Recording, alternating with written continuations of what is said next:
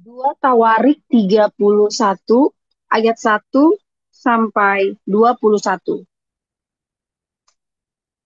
Setelah semuanya ini diakhiri, seluruh orang Israel yang hadir pergi ke kota-kota di Yehuda, lalu meremukkan segala tugu berhala, menghancurkan segala tiang berhala, dan merobohkan segala bukit pengorbanan dan mezbah di seluruh Yehuda dan Benyamin, juga di Efraim dan Manasye, sampai musnah semuanya. Kemudian pulanglah seluruh orang Israel ke kota-kotanya, ke miliknya masing-masing.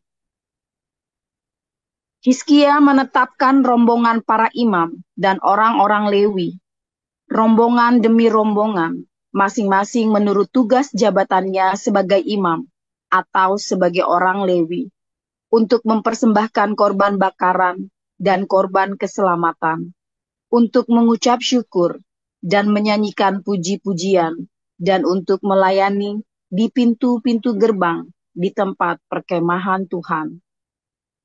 Raja memberi sumbangan dari harta miliknya untuk korban bakaran, yakni korban bakaran pada waktu pagi dan pada waktu petang, korban bakaran pada hari-hari Sabat dan pada bulan-bulan baru, dan pada hari-hari raya, yang semuanya tertulis di dalam Taurat Tuhan.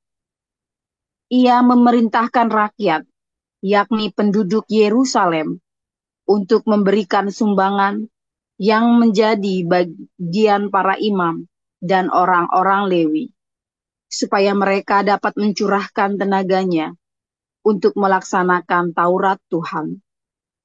Segera setelah perintah ini tersiar, orang Israel membawa dalam jumlah yang besar hasil pertama daripada gandum, anggur, minyak, madu, dan segala macam hasil bumi. Mereka membawa juga persembahan persepuluhan dari segala sesuatu dalam jumlah yang besar. Orang Israel dan orang Yehuda yang tinggal di kota-kota Yehuda juga membawa persembahan persepuluhan yang terdiri dari lembu sapi dan kambing domba, dan persembahan persepuluhan yang terdiri dari persembahan kudus yang telah dikuduskan bagi Tuhan Allah mereka. Semuanya itu diletakkan mereka bertimbun-timbun. Mereka mulai membuat timbunan itu pada bulan yang ketiga, dan mereka selesai pada bulan yang ketujuh. Hizkia dan para pemimpin datang melihat timbunan itu, dan mereka memuji Tuhan dan umatnya orang Israel. Hizkia menanyakan para imam dan orang-orang Lewi tentang timbunan itu, dan dijawab oleh Azaria, imam kepala keturunan Zadok, demikian. Sejak persembahan khusus mulai dibawa ke rumah Tuhan, kami telah makan sekenyang-kenyangnya, namun sisanya masih banyak. Sebab Tuhan telah memberkati umatnya, sehingga tinggal sisa yang banyak ini. Kemudian Hizkia menyuruh menyediakan bilik-bilik di rumah Tuhan, dan mereka menyediakannya. Dan dengan setia, mereka membawa segala persembahan khusus, persembahan persepuluhan, dan persembahan-persembahan kudus itu ke sana. Konanya seorang Lewi mengawasi semuanya, dan Simei saudaranya adalah orang kedua. Sedang Yehiel, Azazia, Nahat, Asael, Yerimot, Yozabat, Eliel, Yismakia, Mahat, dan Benaya adalah penilik di bawah Konaya dan Simei saudaranya itu, sesuai dengan petunjuk Raja Hizkia dan Azaria, kepala rumah Allah. Dan Kore bin Yimna, seorang Lewi, penunggu pintu gerbang di sebelah timur, mengawasi pemberian-pemberian sukarela untuk Allah, serta membagi-bagikan persembahan khusus yang untuk Tuhan dan persembahan-persembahan maha kudus. Di kota-kota imam, ia dibantu dengan setia oleh Eden, Minyamin, Yesua, Semaya, Amaria, dan Sekanya dalam pembagian itu kepada saudara-saudara mereka menurut rombongan kepada orang dewasa dan anak-anak. Kecuali kepada setiap orang yang masuk ke rumah Tuhan menurut hari-hari yang ditetapkan, menurut tugas jabatan yang ditugaskan kepadanya, dan menurut rombongannya, yakni mereka yang tercatat dalam daftar sebagai laki-laki yang berumur 3 tahun ke atas. Para imam dicatat dalam daftar menurut puak-puak mereka, sedang orang-orang Lewi yang berumur 20 tahun ke atas dicatat mereka, tugas dan rombongan mereka. Para imam terdaftar dengan seluruh keluarga mereka, yakni istri, anak laki-laki dan perempuan, seluruh kaum itu, karena dengan setia mereka menguduskan diri untuk persembahan kudus. Bagi keturunan Harun, yakni imam-imam yang tinggal di padang-padang pengembalaan sekitar kota mereka. Di setiap kota ada orang-orang yang ditunjuk dengan disebut namanya untuk mengadakan pembagian kepada setiap orang laki-laki dari keluarga imam dan kepada setiap orang Lewi yang terdaftar. Demikianlah perbuatan Hizkia di seluruh Yehuda. Ia melakukan apa yang baik, apa yang jujur, dan apa yang benar di hadapan Tuhan Allahnya. Dalam setiap usaha yang dimulainya untuk pelayanannya terhadap rumah Allah, dan untuk pelaksanaan Taurat dan perintah Allah, ia mencari Allahnya. Semuanya dilakukannya dengan segenap hati, sehingga segala usahanya berhasil. Ya, terima kasih Bu Veronica. Dilanjutkan Pak Siliwangi. Silakan Pak Siliwangi. Ya, kami lanjutkan dengan 1 Timotius 5 ayat 1-25. Janganlah engkau keras terhadap orang-orang yang tua, melainkan tegurlah dia sebagai bapa. Tegurlah orang-orang muda sebagai saudara. Perempuan-perempuan tua sebagai ibu dan perempuan-perempuan muda sebagai adikmu dengan penuh kemurnian. Hormatilah janda-janda yang benar-benar janda, tetapi jikalau seorang janda mempunyai anak atau cucu, hendaklah mereka itu pertama-tama belajar berbakti kepada kaum keluarganya sendiri dan membalas budi orang tua dan nenek mereka. Karena itulah yang berkenan kepada Allah. Sedangkan seorang janda yang benar-benar janda, yang ditinggalkan seorang diri, menaruh harapannya kepada Allah dan bertekun dalam permohonan dan doa siang malam. Tetapi seorang janda yang hidup mewah dan berlebih-lebihan, ia sudah mati selagi hidup. Peringatkanlah hal-hal ini juga kepada janda-janda itu agar mereka hidup dengan tidak tercela. Tetapi jika ada seorang yang tidak memeliharakan anak saudaranya, apalagi seisi rumahnya, orang itu murtad dan lebih buruk dari orang yang tidak beriman. Yang didaftarkan sebagai janda hanyalah mereka yang tidak kurang dari 60 tahun, yang hanya satu kali bersuami, dan yang berbakti telah melakukan pekerjaan yang baik, seperti mengasuh anak, memberi tumpangan, membasuh kaki saudara-saudara seiman, menolong orang yang hidup dalam kesesakan. Pendeknya mereka yang telah menggunakan segala kesempatan untuk berbuat baik. Tolaklah pendaftaran janda-janda lebih muda, karena apabila mereka sekali digairahkan oleh kebirahian yang menceraikannya mereka dari Kristus, maka itu ingin kawin. Dan dengan mengungkiri kesetiaan mereka yang semula kepadanya, mereka mendatangkan hukuman atas dirinya. Lagi pula, dengan keluar masuk rumah orang, mereka membiasakan diri bermalas-malasan, dan bukan hanya bermalas-malas saja, tetapi juga meleter dan mencampuri soal orang lain, mengatakan hal-hal yang tidak pantas. Karena itu aku mau supaya janda-janda muda kawin lagi, beroleh anak, memimpin rumah tangganya, dan jangan memberi alasan kepada lawan untuk memburuk-burukkan nama kita. Karena beberapa janda telah tersesat mengikuti iblis.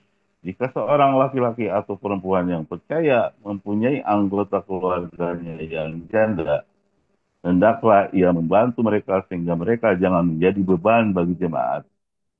Dengan demikian, jemaat dapat membantu mereka yang benar-benar janda. Penatua-penatua yang baik, pimpinannya patut dihormati 2 kali lipat, terutama mereka yang dengan jerih payah berkhotbah dan mengajar. Bukankah kitab suci berkata, janganlah engkau memberangus mulut lembu yang sedang mengirik, dan lagi seorang pekerja patut mendapat upahnya. Janganlah engkau menerima tuduhan atas seorang penatua kecuali kalau didukung 2 atau 3 orang saksi. Mereka yang berbuat dosa hendaklah kau tegur di depan semua orang agar yang lain itu pun takut.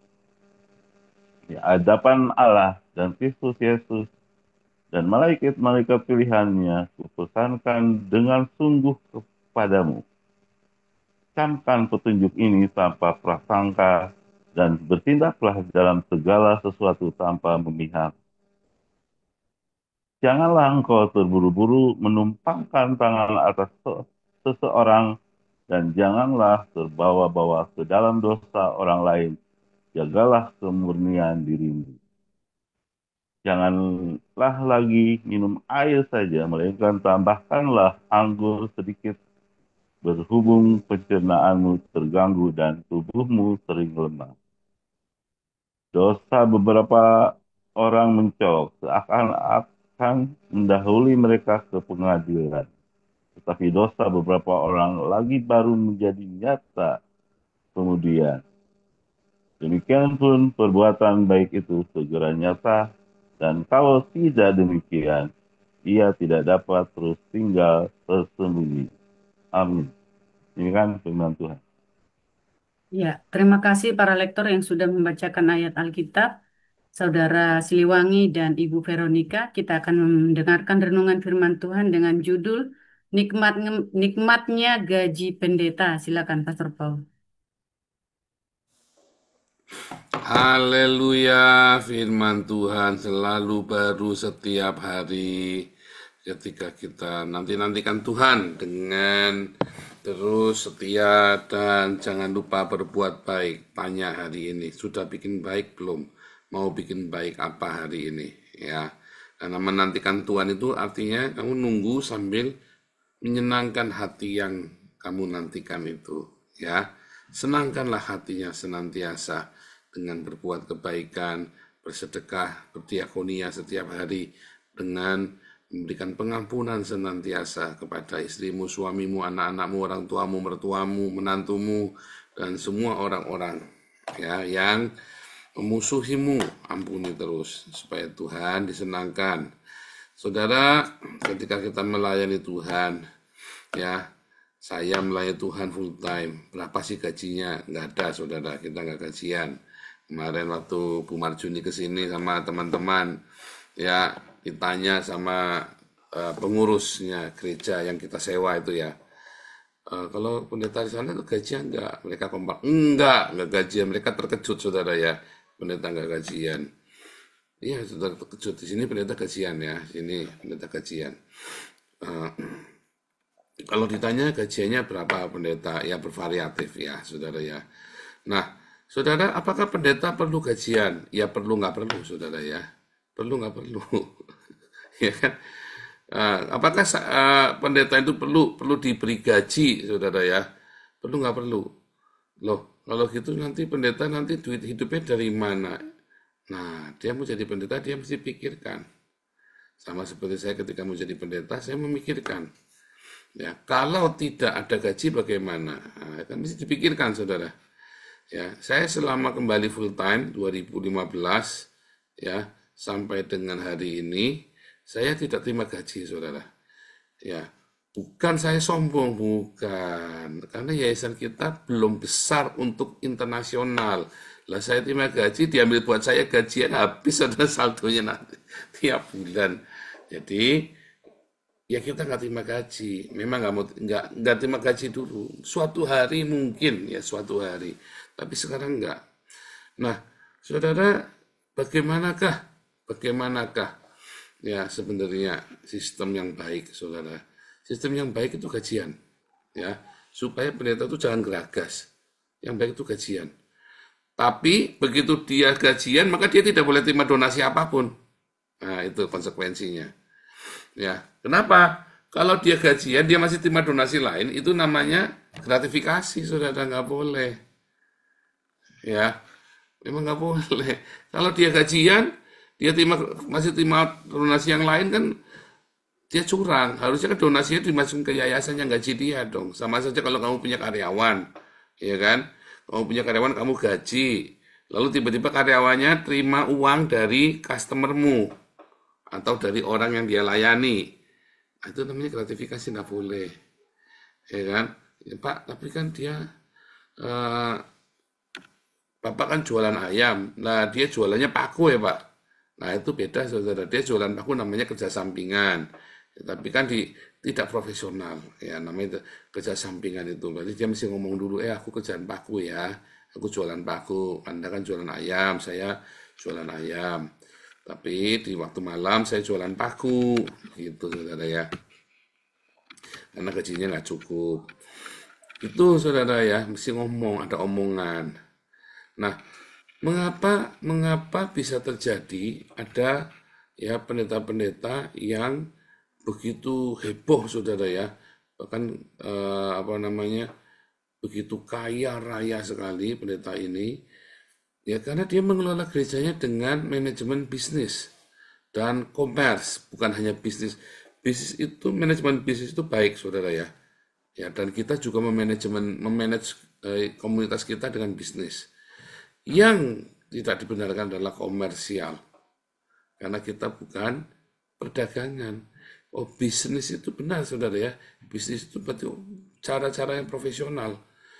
Ya, kalau commerce, maka kamu menghendaki keuntungan. Ya, menghendaki keuntungan, surplus. Kalau bisnis enggak, saudara. Kalau bisnis itu artinya kamu tangani dengan profesional. Profesional bukan cuma transparan, tetapi kamu bertanggung jawab dengan bagaimana cara menggunakannya dan sungguh-sungguh, bukan bertanggung jawab uangnya ada jelas, tetapi bahkan kamu memperhitungkan setiap langkah-langkahmu. Itu namanya bisnis, saudara. Ya, kalau commerce kamu kudu untung. Nah, itu bedanya ya, saudara. Bagaimana pendeta-pendeta yang mengelola gerejanya, ya seperti Betani itu ya, sehingga kan bisa kaya raya Betani kan. Nah, ya saya mau tunjuk lain banyak, cuma yang saya kan pernah di Betani soalnya, jadi saya tahu. Bisa, saudara ya, tetapi yang paling penting ya, apakah hatinya dia itu melekat sama uangnya? Apakah hati dia itu melekat pada uang itu, saudara? Karena begitu hatinya melekat pada uang, maka si pendeta ini tidak melayani Tuhan lagi, tetapi melayani mamon. Koden itu ya, Pastor Daniel Alexander sering mengingatkan, jangan kamu melayani untuk mencari penghidupan, tapi hiduplah untuk melayani. Jadi jangan mengharap-harap kamu dapat untung ketika kamu melayani. Karena ketika kamu mengharap-harap dapat untung, maka kamu tidak melayani Tuhan lagi. Kamu sedang melayani uang. Ya, hamba Tuhan, ya, ketika dia melayani untuk mendapatkan profit, maka dia tidak sedang lagi melayani Tuhan, saudara, tapi dia melayani mamon. Jadi hati-hati, saudara ya, hati-hati ketika hamba Tuhan mulai dia ngejar ya, main muterin uang di apa segala macam, itu harus hati-hati. Nggak ada yang kebal, saya pun tidak kebal, saudara. beneran saudara ya, saya pun tidak kebal. Tidak ada yang kebal. Karena ini salah dikit, meleset dikit, habis saudara. Ya, maka dari itu sebaiknya hamba Tuhan itu kalau dia tidak punya ini yang bagus, tidak punya dasar income yang bagus, sebaiknya gajian. Ya kan? Supaya dia fokus hanya melayani Tuhan. Supaya dia hanya fokus, sehingga yang ribet-ribet tadi nggak usah dipikirin. Ya, itu yang sebenarnya seperti itu. Tetapi kalau dia melayani, kalau dia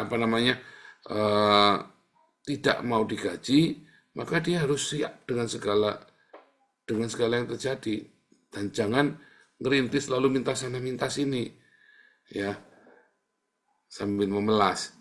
Loh, ada yang begitu ya, ada, saya sering banyak lihat juga. Ya, tetapi kita, puji Tuhan saudara, kita berusaha memberikan teladan, ya kan. Nah, bagaimana kalau hamba Tuhan bekerja? Sebetulnya saya tidak setuju hamba Tuhan berbisnis atau bekerja, saudara. Tetapi dalam kondisi-kondisi tertentu, seperti hamba-hamba Tuhan di pedesaan, maka kita mau supaya hamba Tuhan ini bekerja. Jangan malas, karena nggak banyak kerjaan. Di desa itu hamba Tuhan cuma makan tidur aja. Saya kan pernah full time di gereja. Saya kan tahu kerjanya full timer itu apa saja, pendeta itu kerjanya ngapain saja. Ya, ada yang bilang seakan-akan kerjanya hamba Tuhan itu capek banget ya. Wah, ini besuk sana, besuk ke sini. Enggak lah, lebih capek kamu kerja, percaya saya, daripada pendeta kerja. Kecuali pendetanya kerjanya kayak saya, saudara. Serius ya. Kecuali pendeta kerjanya kayak saya. Ya, kita live, kita ngajar, kita apa. Nah, pendeta-pendeta ini banyak sekali yang juga sambil mengajar. Saya respect, saudara. Artinya dia hidup dari Injil. Saya respect dengan orang-orang seperti ini. Artinya dia hidup dari Injil. Ya, dia mencoba menghidupi dari Injil. Nah, itu yang sebetulnya menjadi pergumulan kita semua hamba-hamba Tuhan. Ya, karena banyak orang yang akhirnya bekerja, lalu ya kita banyak dengar ya, hamba-hamba Tuhan akhirnya bikin cacat. Saya pernah melakukan itu ya, saudara ya. Saya bekerja di luar pelayanan, kemudian saya bikin cacat, saudara. Nah, kan ribet itu, saudara. Seorang hamba Tuhan, ya, nggak bisa bayar hutang misalnya. Itu ribet itu, saudara. Hamba Tuhan sampai perusahaannya bangkrut misalnya, atau masuk penjara. Nah, itu repot, saudara. Jadi ketika menjadi seorang hamba Tuhan itu benar-benar hidupnya menjadi teladan. Itulah sebabnya saya hancur-hancuran ya, saudara ya. Saya bayangkan saya hancur bukan karena saya salah ngambil keputusan, tapi karena saya hamba Tuhan dan bangkrut. Itu pukulan besar, saudara. Habis-habisan itu buat saya itu ya. Waduh, saya sampai nangis sudah nggak keluar air mata. Mau nangis gimana? Wah, galau, saudara. Bingung, saudara ya. Alami seperti itu ya. Makanya saya menghindari bisnis. Banyak orang nawari bisnis ini, bisnis itu ya, saudara ya. Saya bilang, enggak, saya enggak bisnis. Ya, saya nggak mau berbisnis yang itu seperti begitu, yang dengan resiko orang lain ya, saudara ya. Nah, makanya akhirnya kemarin waktu di sama Gemeente itu, kantor kecamatan, saya diharuskan bekerja formal karena dianggap penghasilannya kurang, terlalu minim, padahal salahnya mereka sendiri karena mereka salah menghitung pajaknya saya dan salah menghitung ini ya, listrik yang saya gunakan. Ya, akhirnya saya diharuskan, diwajibkan, atau saya harus terima tunjangan sosial. Saya nggak mau, karena kalau terima tunjangan sosial, artinya saya bukan pembayar pajak, tapi saya malah terima tunjangan sosial, dan itu akan membuat kita jadi ya terbatas geraknya kita. Saya bilang saya nggak mau, saya maunya kerja. Ya udah, berarti kerja saja, harus bekerja. Wah, itu saya ditanyain terus tiap minggu, udah kerja belum? Ya belum, gimana? Makanya saya cari kerja yang freelance, yang bebas waktu, karena tiba-tiba kan kita bisa pelayanan, tiba-tiba ada orang meninggal, tiba-tiba ada orang apa ya, saudara ya. Nah, kita balik lagi, saudara, nikmatnya gaji pendeta, nikmat, saudara.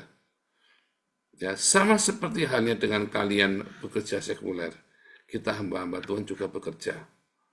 Ya, kita bekerja. Nah, banyak hamba Tuhan yang merasa dia hamba Tuhan lalu nggak mau kerja bukan karena dia punya iman, tapi karena dasarnya dia malas. Nah, itu saudara, itulah dilemanya. Itulah sebabnya kita jarang nolong pendeta-pendeta di pedesaan. Kita jarang nolong. Kenapa? Karena kita ada di dilema. Kita mau didik dia untuk menjadi pengusaha atau menjadi pebisnis atau menjadi mengerjakan sesuatu. Ya, jualan tempe lah, apalah segala, jualan tahu goreng misalnya kan, atau bikin jajan, atau bikin, dulu kita pernah bikinkan ya, dulu waktu saya di apa namanya, kita bikin yayasan di Salatiga itu, kita bikinkan rumah jamur, ya bikin jamur ya, buat beberapa hamba Tuhan di pedesaan. Nah, tetapi masalahnya hamba Tuhan ini bukan pebisnis, bangkrut sudah, dimodalin 2 juta, 4 juta, hilang semua habis. Ya kita nggak bisa nyalain. Ali Makrus juga ya, kita modalin bikin warung ya, kita kasih 4 juta sama 8 juta kalau nggak salah ya saudara ya, habis. Saya waktu itu marah sekali sama teman-teman pengurus ya, kamu itu udah diomongin Ali Makrus itu jangan bisnis. Ali Makrus itu harusnya kamu kenalin, kamu cari STT yang bersedia menggaji dia supaya dia bisa mengajar bahasa Arab sama istrinya, karena dua-duanya memang guru bahasa Arab, saudara ya, di SMA, ya guru bahasa Arab. Jadi saya bilang cuma waktu itu ngotot, wah semuanya pada, kita harus supaya dia jangan berikan ikan, tapi berikan kailnya, saudara. Nah itu akhirnya kan begitu dia nggak bisa bayar, tokonya tutup, bubar, kita langsung kehilangan kontak. Tiba-tiba dapat kontak lagi, dia meninggal. Kan kasihan, saudara. Kita menjerumuskan dia, namanya kan. Kita menjerumuskan si Ali Makrus, saya bilang tuh kan. Tapi untung dulu kita berikan, ya, nggak kita hutang. Dulu pengurus maunya, kita hutangin. Jangan. Saya sudah batin, karena pasti kolek, karena kamu nggak mau denger. Ya, kamu tidak mau dengerin saya. Ya, tapi biarin aja pada kemintar-kemintar gitu ya, saudara ya. Akhirnya, ya udah, namanya bukan pengusaha. Duit masuk, ditarik sana sini, ya kan, dia lagi kesulitannya banyak, ya habis, ya kan. Dia bilang nggak, jangan, yang benar itu adalah masukkan dia ke sekolah teologi ya, suruh ngajar di sana, ya kasih gaji sekadarnya dulu buat dia bisa melanjutkan kehidupan. Tetapi cara berpikir orang itu berbeda, maunya ini hamba Tuhan enak-enakan ini, males, nggak boleh begitu juga, saudara. Kalau hamba Tuhan ini diam, kadang-kadang bukan karena malas, tapi karena dia juga bingung ngapain. Ya, makanya kerjanya pendeta itu ya harus belajar besuk. Pendeta harus belajar besuk, dikunjungi ya, orang-orang itu dikunjungi, jemaat itu dikunjungi. Anda ingin jadi ya, atau Anda yang ingin jadi pendeta segala macam ini, siapapun yang mendengar di sini, besuk itu penting, saudara. Ya, banyak orang-orang tua, jompo yang kesepian atau sakit, dia butuh penghiburan. Nah, datangi besuk, saudara. Orang-orang yang sudah mau meninggal ini, udah meninggal mah baru dibesuk aja, sedikit terlambat. Waktu mau meninggal, dibesuk, didoakan, dikuatkan.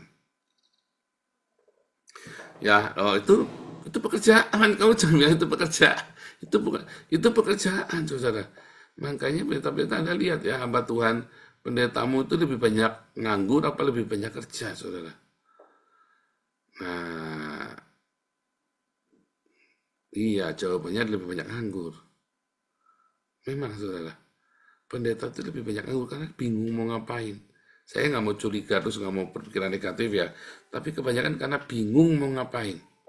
Tapi kalau saya, saudara, ya kita memilih bekerja dari waktu-waktu luang itu. Kita kerja, saudara, harus kerja. Ya, kerja yang tidak beresiko. Ya, karena dan juga tidak akan menyakiti orang lain. Sampai terjadi sesuatu kita rugi, ya sudah, lepas, nggak apa-apa. Nah, belajar seperti itu tuh nggak mudah, saudara. Tetapi itu bukan cuma level pendeta loh, saudara. Itu level kita semua.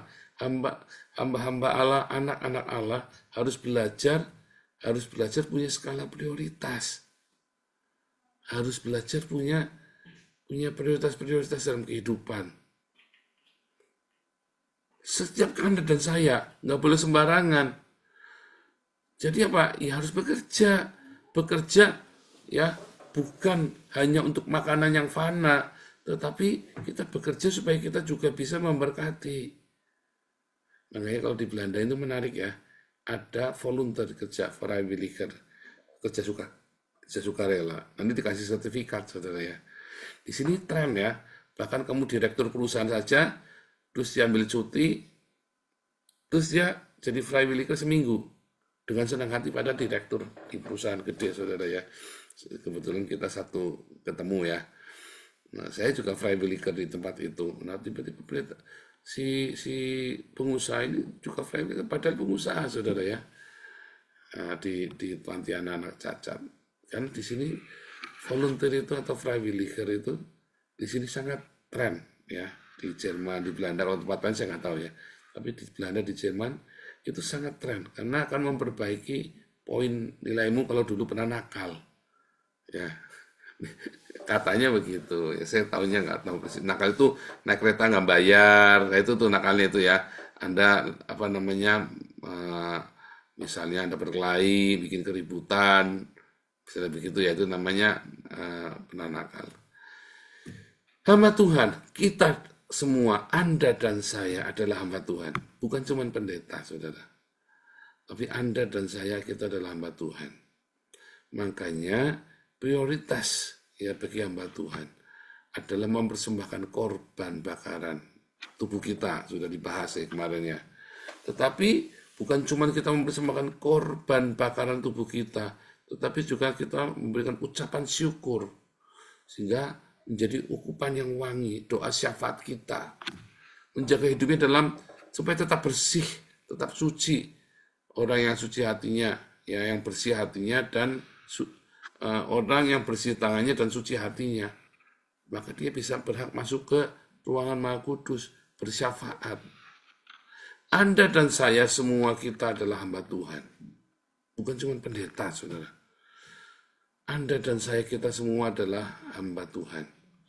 Nah, seringkali kita membedakan, oh ini pendeta besar, pendeta kecil, oh ini pendeta, hamba Tuhan, pemimpin, oh ini hamba Tuhan, pemimpi. Yang satunya pemimpin, satunya pemimpi. Nah, membedakan-bedakan seperti itulah makanya kita mengkotak-kotakan. Hamba Tuhan itulah orang-orang yang terus melayani Tuhan, melayani jemaat, meluangkan waktunya untuk jemaat, ya, untuk berdoa bersama, untuk membimbing jemaatnya, untuk menguatkan hati jemaatnya, apalagi kalau mau meninggal. Itu saudara ya, itulah pekerjaannya. Gajinya gimana? Gajinya dari surga.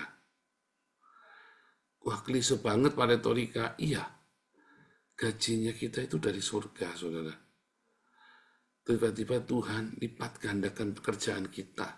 Tiba-tiba Tuhan buat yang kita kerjakan itu berhasil semua, nggak ada yang gagal.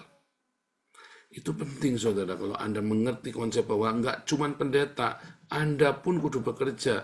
Jangan pikir pendeta nggak bekerja, pendeta bekerja. Cuma ada yang bekerjanya pintar, ada bekerjanya lemot. Ya kan?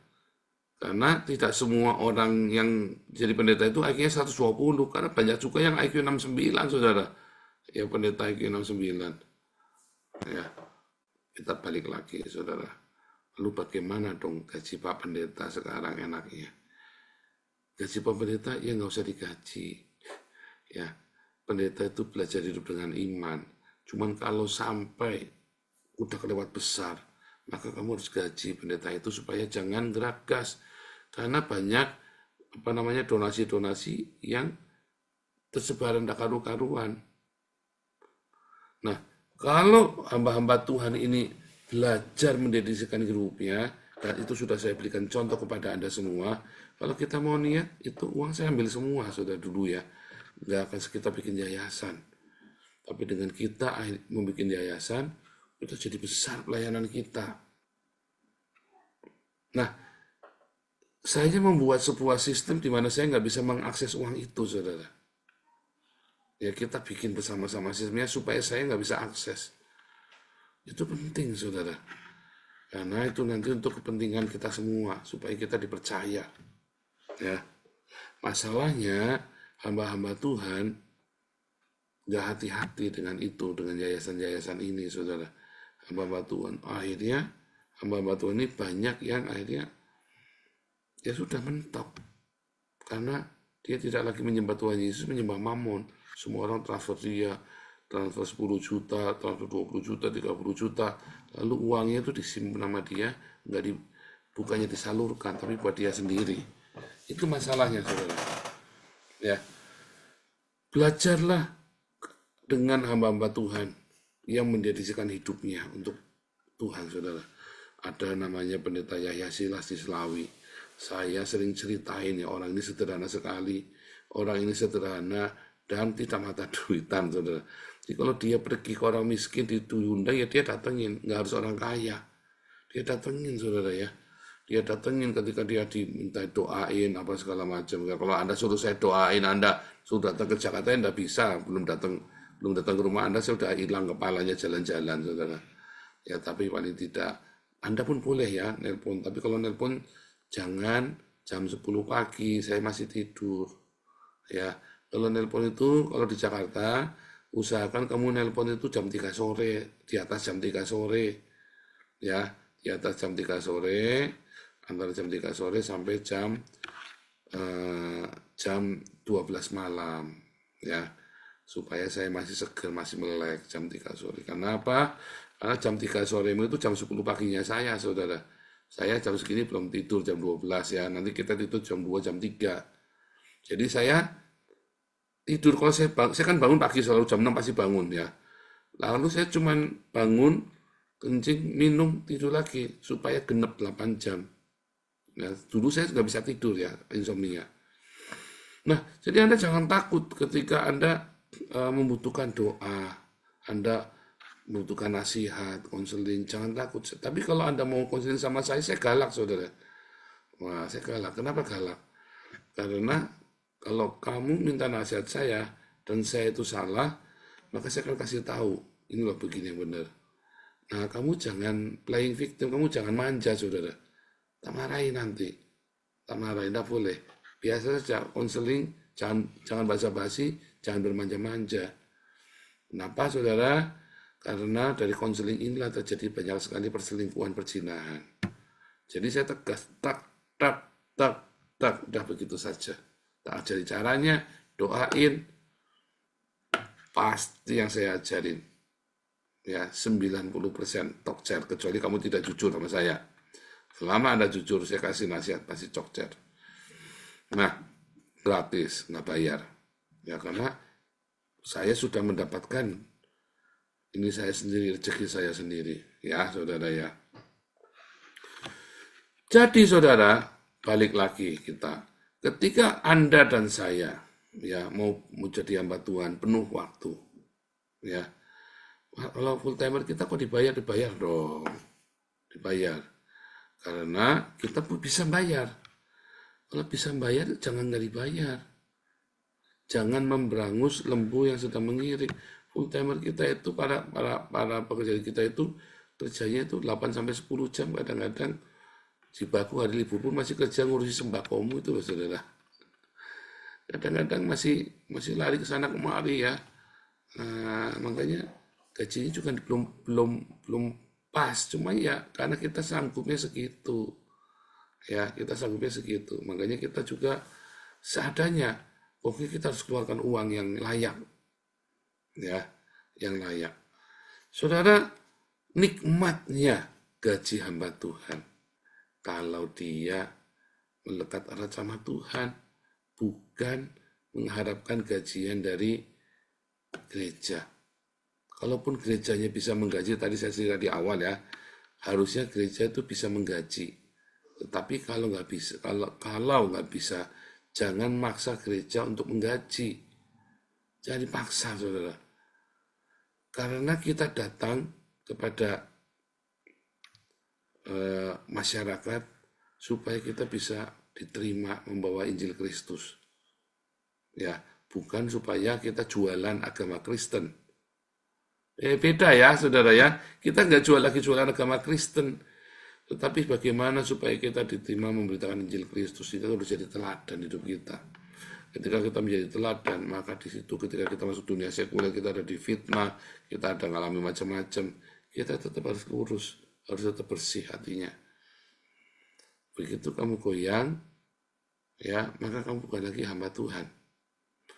Ya, jadikanlah firman Tuhan penuntun hidupmu setiap hari, jangan sampai goyang. Nikmat ya.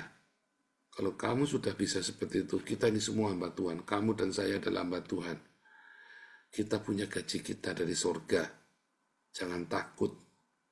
Tapi jangan pernah melayani motifnya karena uang. Ya, saya bolak-balik ya. Jangan kamu melayani karena uang. Tapi kamu melayanilah dengan baik. Beda ya saudara, kamu melayani dengan uang. Waduh, itu ya. Melayani karena uang itu akhirnya kamu akan hancur hidupmu. Melayanilah, jangan karena uang, tapi hiduplah melayani. Jangan melayani karena uang, tapi Anda sebagai hamba Tuhan melayani karena Anda ingin menjadi saluran berkat, saluran cinta kasih. Ya, sehingga hidupmu selalu diberkati. Itu lebih dari gajinya pendeta. Itu lebih dari gaji. Hidup yang diberkati itu diberi kesehatan, diberikan kesediaan yang cukup, semuanya. Anak saya bisa sekolah di Belanda, kita sehat semua. Kemarin pun anak sakit pun kita doakan sembuh, ya kan? Kita di sini tetap bisa makan sehari 3 kali, kadang-kadang 5 kali, ya kelewatan saudara ya. Di sini kita masih bisa makan enak, itu berkat saudara. Itu berkat, itulah gaji dari sorga. Ya, kalau Anda sudah bisa hidup dengan itu, Anda baru boleh jadi hamba Tuhan. Baru boleh bekerja sepenuh waktu. Kalau Anda sudah siap dengan itu, tanpa Anda kudu minta sana, minta sini berutang. Kalau Anda belum siap, jangan. Akhirnya kalian akan ngerungsangi kita semua yang lagi kerja. Bikin risuh, bikin ruwet. Ya kan? Tapi kalau Anda sudah siap, baru Anda. Ya, kalau Anda sudah siap, ya hidup apa adanya, hidup sederhana, ya transparan dalam keuangan kamu lakukan. Melayani Tuhan sepenuh waktu, baru boleh saudara. Kalau enggak, jangan. Tetap bekerja. Melayani Tuhan itu tidak harus kamu selalu ada di gereja atau selalu memberitakan firman Tuhan. Kamu di tempat kerjamu, kamu melayani Tuhan. Itu pun namanya memberitakan Injil, melayani Tuhan. Dan kamu tetap digaji oleh surga dengan kesehatan, anak-anakmu baik, pintar, mungkin dapat beasiswa, bahkan mungkin segala yang baik, kebahagiaan diberikan, ya anak-anak juga nurut. Itulah bayaran kita, nikmatnya jadi hamba Tuhan, Anda dan saya. Ya, Tuhan Yesus memberkati.